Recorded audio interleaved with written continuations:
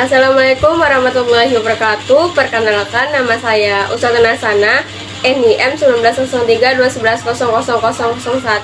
dari Program Studi Agribisnis Fakultas Pertanian Universitas Trunojoyo Madura. Video ini sebagai pemenu ujian akhir semester mata kuliah penyuluhan pertanian, yaitu tentang komoditas unggulan, yaitu komoditas tembakau di Kabupaten Sampang. Untuk video selengkapnya, disimak video selanjutnya. Komoditas unggulan di Kabupaten Sampang yaitu tembakau. Tembakau merupakan salah satu komoditas penting di Indonesia. Peran tembakau dan industri hasil tembakau dalam kehidupan sosial ekonomi masyarakat adalah penerimaan negara dalam bentuk cukai dan devisa, penyediaan lapangan kerja sebagai sumber pendapatan petani, buruh dan pedagang, serta pendapatan daerah.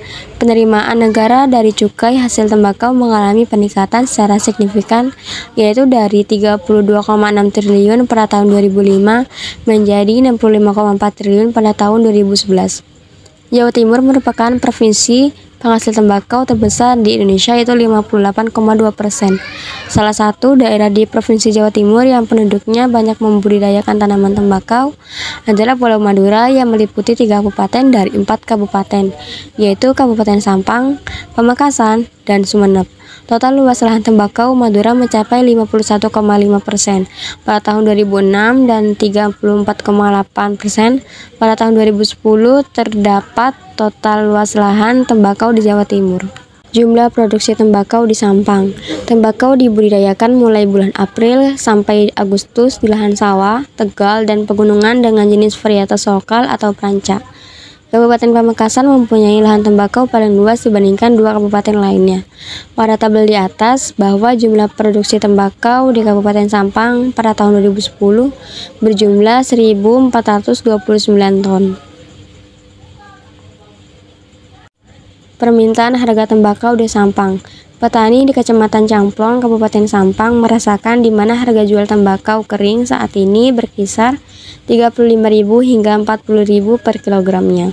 Sebelumnya harga di kisaran 28.000 hingga 33.000 per kilogram. Harga tembakau murah karena tanaman tembakau milik warga sering diguyur hujan pada saat proses perajangan, sehingga mempengaruhi kualitas tembakau milik para pedagang yang akan dijual pada saat itu. Akan tetapi, saat ini cuaca mulai bagus untuk penanaman tembakau sehingga harga tembakau mulai naik menyesuaikan dengan kualitas. Dengan kondisi ini, petani berharap harga tembakau bisa terus naik hingga tembus di angka 45.000 per kilogramnya agar para pedagang dan petani bisa mendapatkan hasil lebih. Selanjutnya yaitu peluang usaha tani tembakau di Sampang. Terdapat 3, yaitu pertama secara teknis, secara ekonomi, dan secara sosial. Untuk yang secara teknis itu, tanaman tembakau mempunyai keunggulan diusahakan pada lahan dan iklim yang kering. Yang kedua itu secara ekonomi, komoditas tembakau relatif mempunyai tingkat pendapatan usaha tani yang lebih tinggi dan tidak banyak komoditas yang menyamai tingkat pendapatan tersebut, meskipun mempunyai derajat risiko tinggi. Yang ketiga yaitu secara sosial. Pada daerah tertentu, komoditas tembakau merupakan komoditas yang telah secara turun-temurun sehingga menjadi bagian budaya dari pola pertaniannya. Selanjutnya yaitu tingkat persaingan tembakau. Terdapat 2, yaitu level bandol dan level pedagang besar. Pada level bandol menjual tembakau yang mereka kumpulkan dari petani kepada pedagang besar yang memiliki gudang penyimpanan. Di level ini, posisi bandol yang sebelumnya adalah pembeli berubah menjadi penjual. Yang kedua yaitu level pedagang besar. Pada level ini, pabrik rokok membeli tembakau dari gudang perwakilan pabrik rokok. Di pasar ini, pabrik rokok menjadi konsumen akhir, tembakau sebagai input, dan perwakilan pabrik rokok sebagai penjual tembakau. Teknis budidaya tembakau di Kabupaten Sampang yaitu ada 6. Yang pertama, pengolahan tanah. Pengolahan tanah dilaksanakan dengan alat pertanian yakni hand traktor. Kegiatan ini dilakukan minimal 2 kali untuk mempersiapkan media tanam yang baik. Yang kedua itu penanaman. Benih ditaburkan selama 45 hingga 50 hari. Setelah itu bibit dipindahkan ke lahan. Teknik penyebaran benih dapat dilakukan dengan mencampur benih dengan pasir halus atau abu kering. Yang ketiga yaitu pemupukan. Pemupukan pertama dilakukan dengan memperhatikan jenis dan dosis serta cara pemupukan. Adapun pupuk yang digunakan adalah nitrogen, fosfor, dan kalium dengan dosis 10 gram per batang. Yang keempat yaitu pembubunan. Pembubunan adalah proses yang dilakukan agar tanah tetap gembur dan membersihkan tumbuhan pengganggu atau gulma. Yang kelima itu pengendalian hama dan penyakit. Pengendalian hama terpadu dilakukan sesuai kondisi tanaman. Penggunaan biopestisida mampu mengurangi racun pestisida yang baik pada tanaman tembakau. Yang terakhir yaitu panen. Pemanenan daun tembakau dilakukan ketika daun berwarna hijau kekuningan. Ini akan menghasilkan krosok tembakau yang bermutu tinggi dan beraroma tajam. Selanjutnya yaitu permasalahan usaha tani tembakau. Yang pertama itu ada bargaining position. Petani masih rendah karena belum maksimalnya peran kelembagaan petani seperti koperasi, asosiasi petani tembakau. Yang kedua, rendahnya produktivitas karena secara teknis petani belum berproduksi secara efisien. Menurut Fauzia et al. 2010 bahwa sebagian besar petani tembakau di Kabupaten Pamekasan belum mengalokasikan input secara optimal, sehingga belum mampu mencapai efisiensi teknis yang baik dan belum mampu menghasilkan produktivitas yang tinggi. Varietas yang digunakan petani seadanya, kualitas bibit kurang bagus, sumber daya alam terutama air terbatas, tingkat kesuburan tanah yang rendah, dan teknik budidaya yang dilakukan umumnya menggunakan teknologi yang diperoleh secara turun-temurun dan masih sedikit yang menggunakan teknologi rekomendasi. Untuk solusi permasalahan usaha tani tembakau, yang pertama itu mengurangi luas areal tanaman tembakau. Pengurangan dilakukan dengan menentukan spesifikasi lokasi yang cocok untuk tanaman tembakau dengan harapan kualitas dan produktivitas yang dihasilkan tinggi. Yang kedua itu tanaman pengganti tembakau. Upaya mensubstitusi tanaman tembakau bukan merupakan hal yang mudah.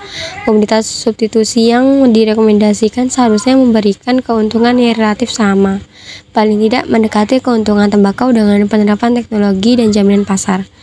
Yang ketiga itu mengoptimalkan kelembagaan pertanian agar kegiatan usaha tani tembakau mempunyai produktivitas tinggi, lebih efisiensi, dan meningkatkan bargaining position petani. Maka kelembagaan pertanian sudah ada seperti BPP, koperasi, kelompok tani, asosiasi petani tembakau perlu dioptimalkan. Kerjasama yang baik dalam wadah kelompok akan memungkinkan penerapan teknologi mutakhir oleh para petani anggota kelompok, karena bibit, pupuk, dan sarana produksi yang lain dapat diusahakan bersama. Misalnya pengadaan pupuk, bibit, pestisida dapat sekaligus dibeli lewat KUD. Bibit tembakau bisa disemai secara bersama, secara kolektif, dan lain-lain. Selanjutnya, kelompok tani dapat membentuk hamparan luas yang akan lebih mudah menerapkan teknologi tempat guna spesifik lokasi sesuai anjuran.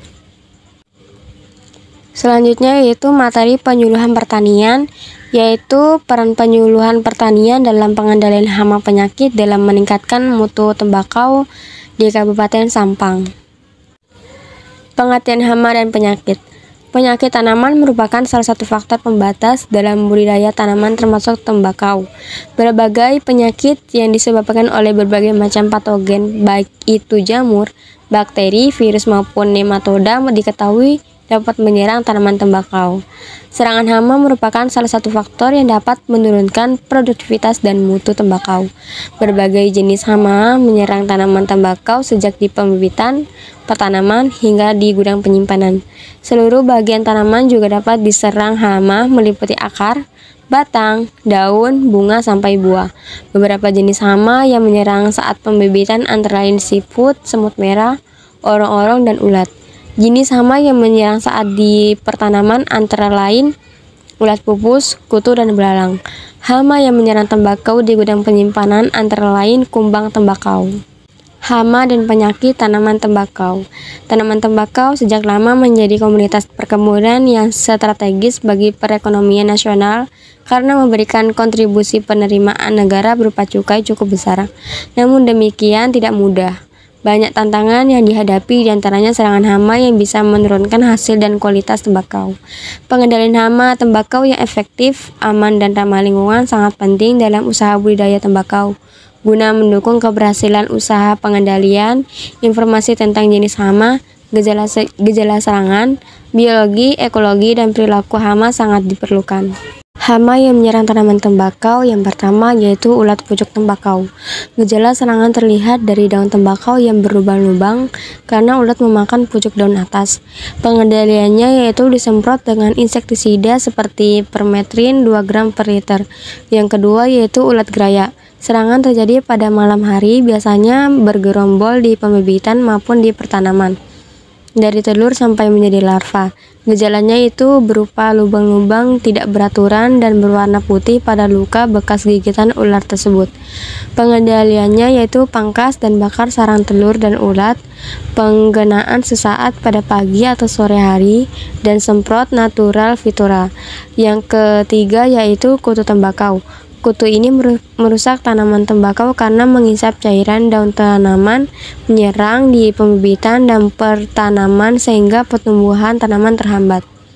Pengendaliannya itu mengurangi pemupukan N dan melakukan penyemprotan insektisida. Yang keempat yaitu kutu putih.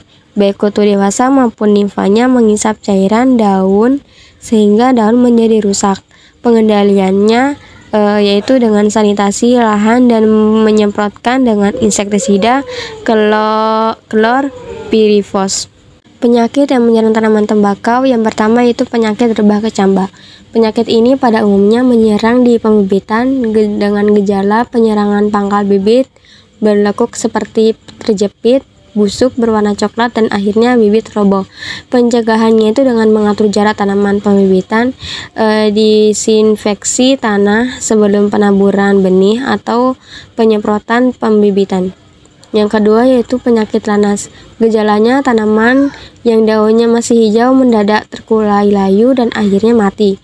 Pangkal batang dengan permukaan tanah busuk berwarna coklat dan apabila dibelah empulurnya bersekat-sekat. Untuk pencegahannya melakukan sanitasi pengolahan tanah yang matang, memperbaiki drainase, penggunaan pupuk kandang yang telah masak, rotasi tanaman minimal 2 tahun. Yang ketiga yaitu penyakit kerupuk. Gejala serangannya yaitu daun terlihat agak berkerut, tepi daunnya melengkung ke atas, tulang daun bengkok, daun menebal atau sampai daun berkerut sangat kasar. Untuk pencegahannya yaitu memberantas vektor lalat putih dengan insektisida dimetoat atau imidacloropid.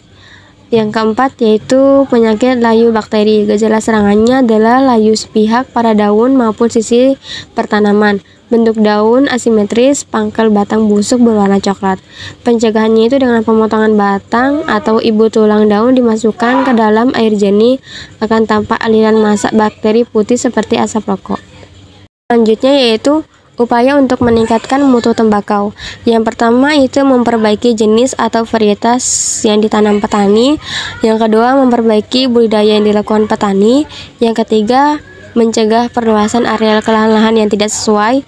Yang keempat mencegah pemalsuan atau pencampuran tembakau. Yang kelima mencegah peningkatan kandungan CL.